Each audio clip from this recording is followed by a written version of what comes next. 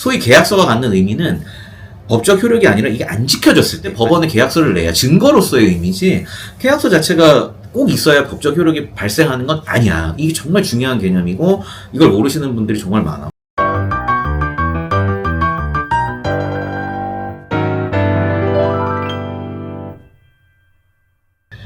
요즘 경기가 안 좋아서 그런지 내 주변 거래처도 그렇고 내 돈 떼이는 경우가 진짜 많더라고. 맞아. 이게 굉장히 골칫거리인데 이 떼인 돈 좀 잘 받는 법이 없을까?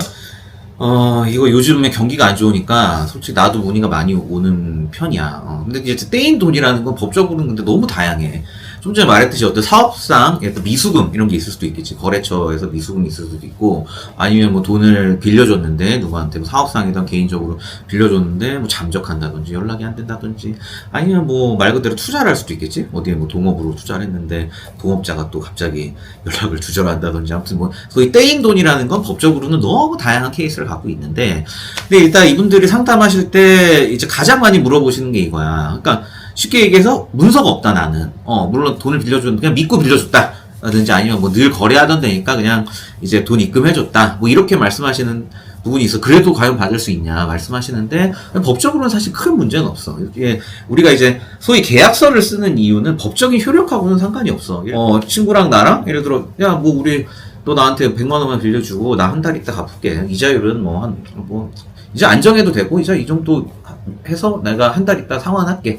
좀 카톡으로 남겼다. 그것만 해도 벌써 이게 법적으로는 그걸 소비대차 계약이라고 하는데, 대여금을 소비대차 계약이라고 해. 말도 참 어렵지. 근데 대여금 계약은 성립하는 거야. 그러니까 특별한 경우, 아주 특별한 경우, 그러니까 뭐 유언이나 아니면 증여같이 계약서를 만들지 않으면 법적 효력이 없는 경우를 제외하고는 소위 계약서가 갖는 의미는 법적 효력이 아니라 이게 안 지켜졌을 때 법원에 계약서를 내야 증거로서의 의미지, 계약서 자체가 꼭 있어야 법적 효력이 발생하는 건 아니야. 이게 정말 중요한 개념이고 이걸 모르시는 분들이 정말 많아. 그럼 답은 뭐냐?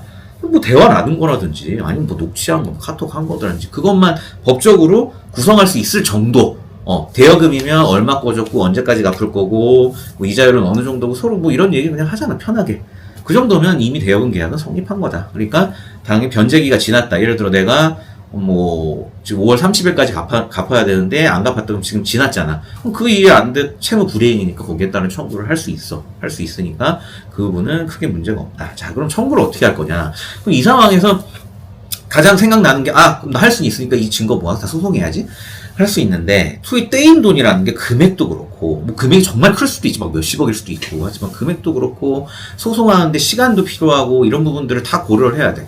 그러니까 쉽게 얘기해서 큰 금액이 아닌데, 우리가 소액이라고 하지, 소액이 이제 지금 우리 법원 민사소송 기준으로는 3천만 원 이하가 소액인데, 물론 3천만 원은 큰 돈이지. 근데 어쨌든 우리 민사 기준으로는 소액의 소송을 하기 위해서도 소장을 내고 뭐 여러 가지 절차들 시간도 상당히 소요된단 말이야. 3개월 이상. 물론 뭐 지급명령이라는 제도를 하면은 좀 더 빨리 단축할 수는 있지만 그것도 또 몇 개월이 걸려. 그러니까 쉽게 얘기해서 법적인 어떤 청구권이 있은 걸 확인한 다음에는 방법은 꼭 소송에만 의존하지 마라. 지급명령이라는 조금 더 신속한 제도도 있고, 아니면 뭐 변호사 사무실을 통해서 내용 증명을 보내서 이러이러하니까 대여 언제부터 되어 있고 지금 변제기가 지났고 갚아야 될 시간 지나고 이자는 얼마니까 이만큼을 언제까지 변제하세요. 결국 소장에도 이걸 쓰는 거거든. 이거를 내용 증명으로 정식으로 보내도 되고, 심지어 이걸 정리해서 카톡으로 보내도 돼.